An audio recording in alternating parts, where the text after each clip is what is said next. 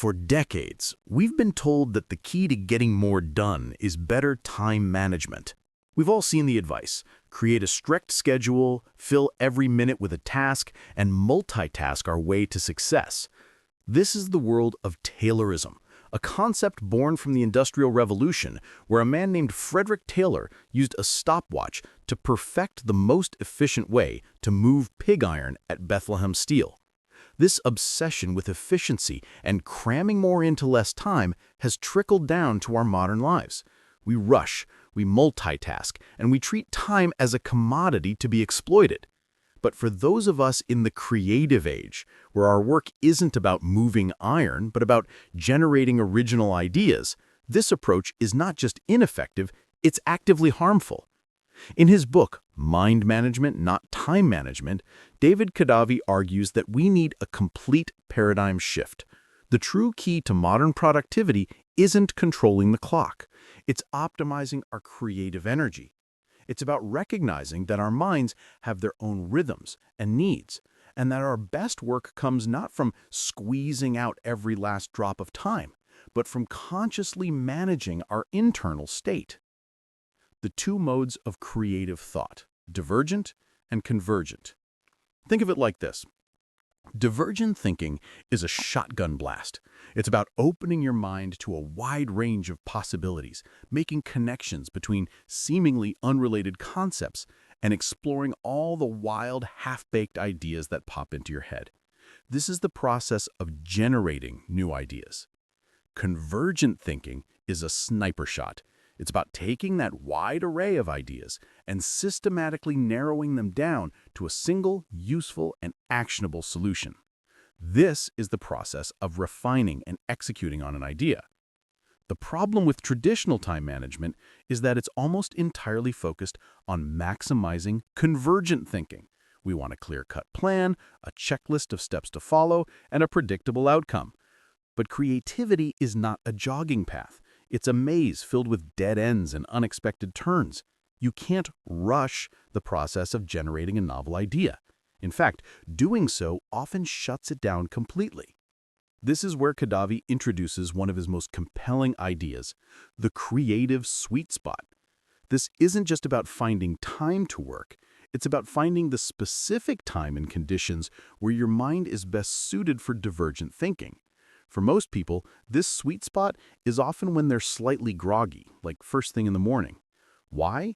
Because the brain's CEO, the prefrontal cortex, is a spoilsport for creativity. It loves rules and logic, and its activity can suppress the free-flowing associative thinking needed for new ideas.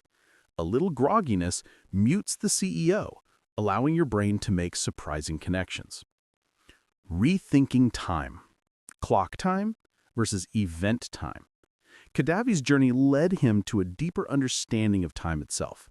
While working in Silicon Valley and Chicago, he was steeped in a culture of clock time. In this world, everything is measured and optimized by the clock. Meetings start at an exact time. Navigation apps tell you precisely how long a drive will take, and work is billed by the hour. This mindset, rooted in industrial-era efficiency, leads to time worship. The belief that more is always better, even if it sacrifices quality or well-being. It's a world where you're shamed for having too much time on your hands or feel guilty about an empty space on your calendar. But during his travels, particularly in Medellin, Colombia, Kadavi discovered a different approach: event time. In an event time culture, the focus is on the completion of the event, not the rigid schedule. Lunch is when you're hungry, and a meeting ends when the objective is met.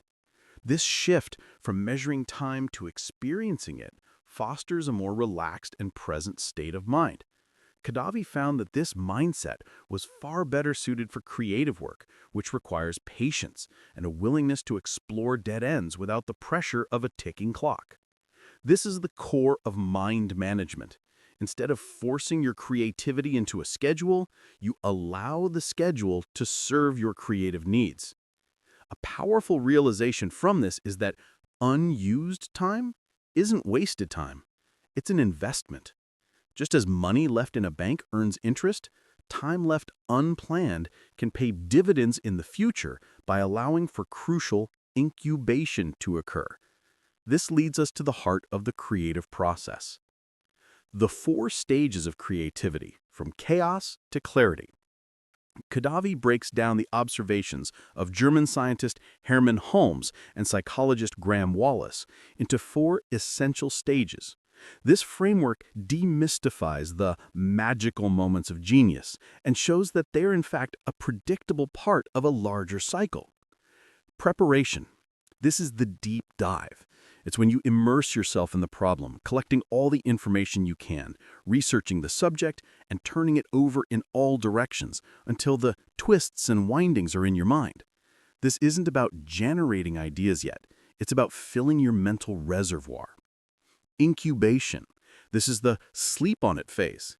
After an intense period of preparation, your brain needs a break. This is the period when you step away from the problem completely. During incubation, your subconscious is hard at work, making connections, forgetting bad ideas, a process called fixation forgetting, and consolidating memories. This is why breakthroughs often happen in the shower or on a walk. Your mind is relaxed and free to work in the background. Illumination, the famous aha moment. This is the sudden flash of insight when a solution appears seemingly from nowhere. Khadavi reminds us this is not magic, but the result of the previous 2 stages.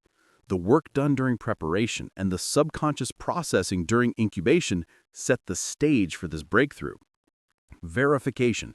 After the flash of genius, you need to check your work.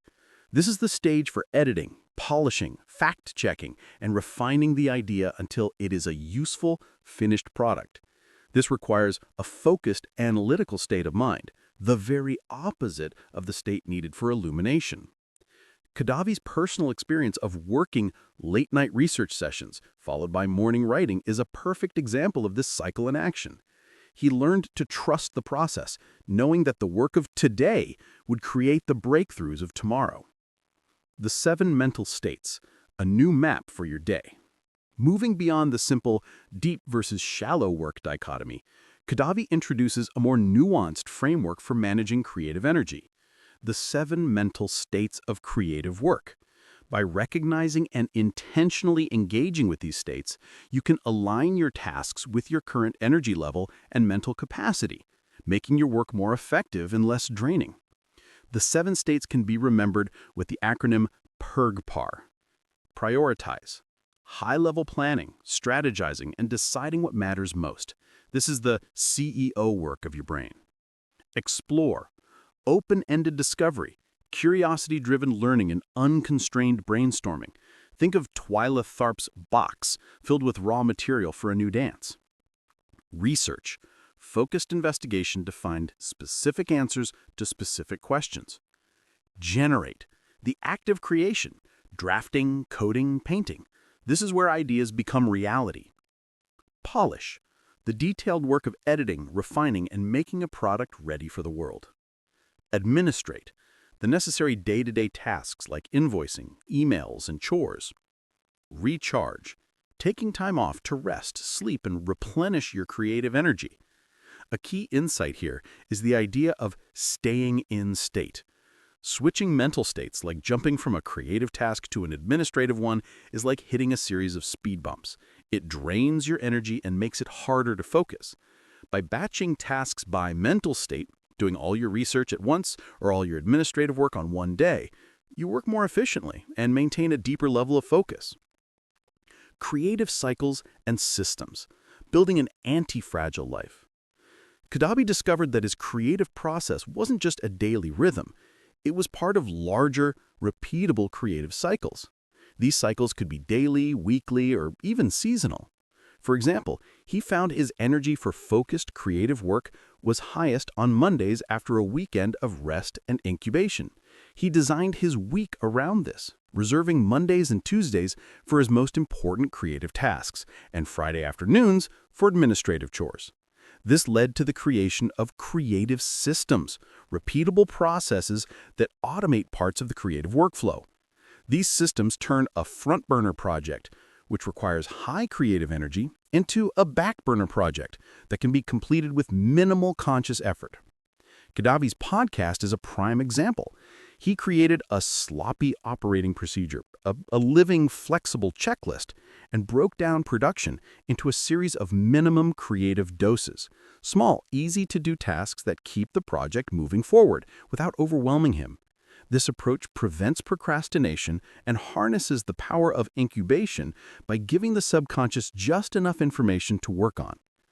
The true test of these systems, however, came from the one thing no one can control: chaos. In the final chapters, Gaddafi recounts a year of visa troubles, bedbug infestations, and the sudden and devastating health crisis of his mother. He found that a rigid system is a fragile one, like a ceramic mug that shatters when dropped. An effective system, he learned, must be anti-fragile, one that benefits from disorder and stress. His system survived because he had built in